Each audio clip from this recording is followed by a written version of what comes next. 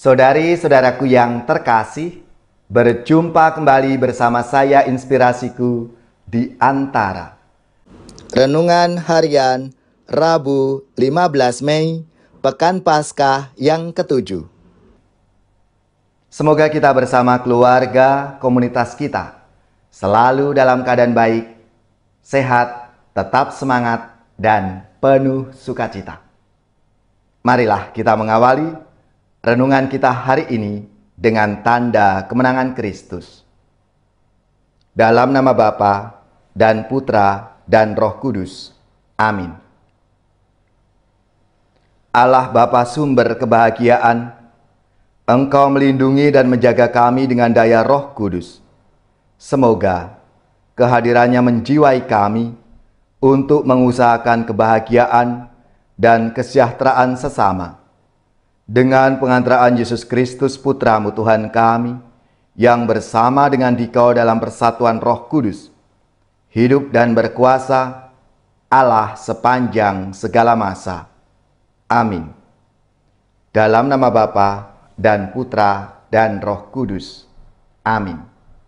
Inspirasi kita hari ini dari Injil Suci menurut Yohanes, bab 17, ayat 11b sampai 19. Marilah kita baca bersama-sama dan kita renungkan. Dalam perjamuan malam terakhir, Yesus menengadah ke langit dan berdoa bagi semua murid-Nya. Ya Bapa yang kudus, peliharalah mereka dalam nama-Mu yang telah Engkau berikan kepadaku, supaya mereka menjadi satu sama seperti kita. Selama aku bersama mereka, aku memelihara mereka dalam nama-Mu, yaitu nama-Mu yang telah Engkau berikan kepadaku. Aku telah menjaga mereka, dan tidak ada seorang pun dari mereka yang binasa, selain dia yang telah ditentukan untuk binasa, supaya genaplah yang tertulis dalam kitab suci. Tetapi sekarang, aku datang kepadamu. Aku mengatakan semuanya ini, sementara aku masih ada di dalam dunia, supaya penuhlah sukacitaku di dalam diri mereka. Aku telah memberikan firman-Mu kepada mereka, dan dunia membenci mereka, karena mereka bukan dari dunia, sama seperti aku bukan dari dunia.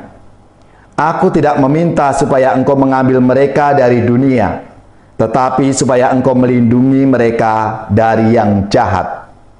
Mereka bukan dari dunia, sama seperti aku bukan dari dunia. Kuduskanlah mereka dalam kebenaran, firman-Mu adalah kebenaran. Sama seperti Engkau telah mengutus aku ke dalam dunia, demikian pula aku telah mengutus mereka ke dalam dunia. Dan aku menguduskan diriku bagi mereka, supaya mereka pun dikuduskan dalam kebenaran. Demikianlah sabda Tuhan. Terpujilah Kristus.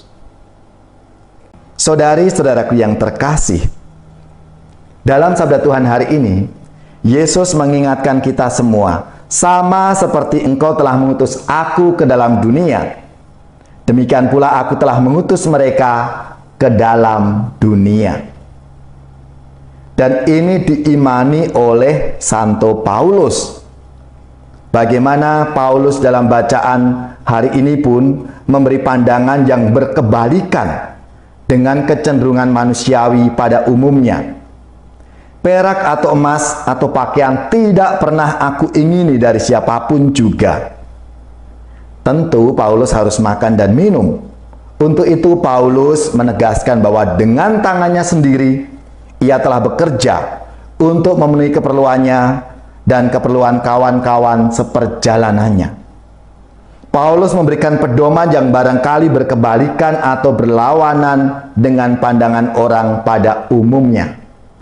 Adalah lebih berbahagia memberi daripada menerima.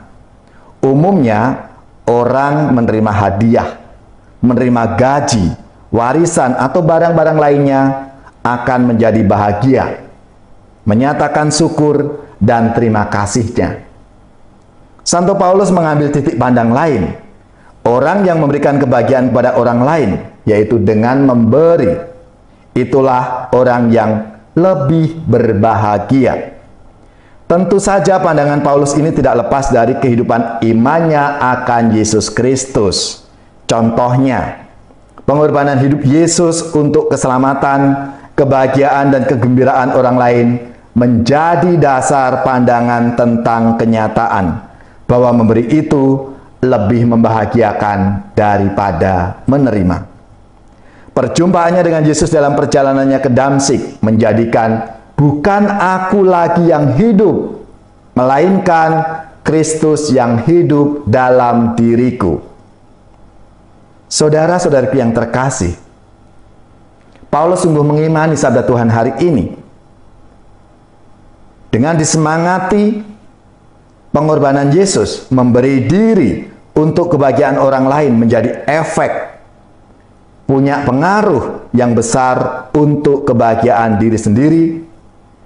Dan Paulus juga telah memiliki pengalaman iman yang mendalam dan dihayatinya dalam hidup sehari-hari.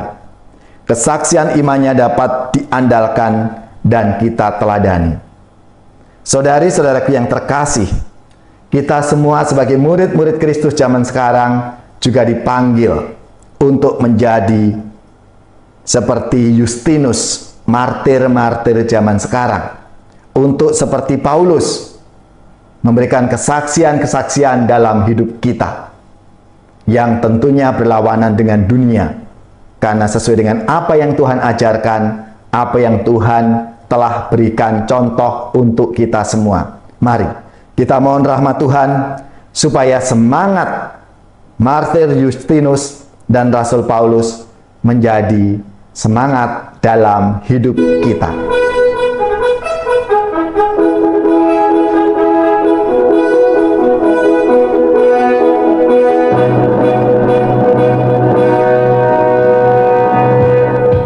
Setelah dirimu diselamatkan, jadilah saksi Kristus. Cahaya hatimu jadi terang, jadilah saksi Kristus.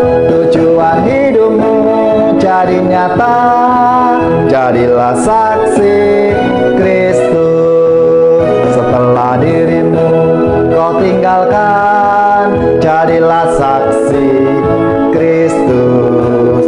Kehidupan baru kau dapatkan, jadilah saksi Kristus. Api cinta Kristus kau kobarkan, jadilah saksi Kristus. Di saat hatimu jadi hampa, jadilah saksi Kristus. Tiada hasratmu dalam karya, jadilah saksi Kristus. Tiada harapan kan berjuang, jadilah saksi Kristus.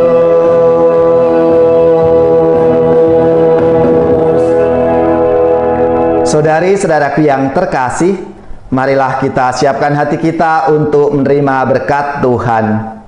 Semoga saudari-saudara sekalian, keluarga-keluarga, komunitas kita, orang-orang yang kita doakan, mereka yang sakit, yang menderita, seluruh tugas, belajar, pekerjaan, usaha serta karya pelayanan kita, dibimbing, dilindungi dan diberkati oleh Allah yang Maha Kuasa, Bapa dan Putra dan Roh Kudus. Amin.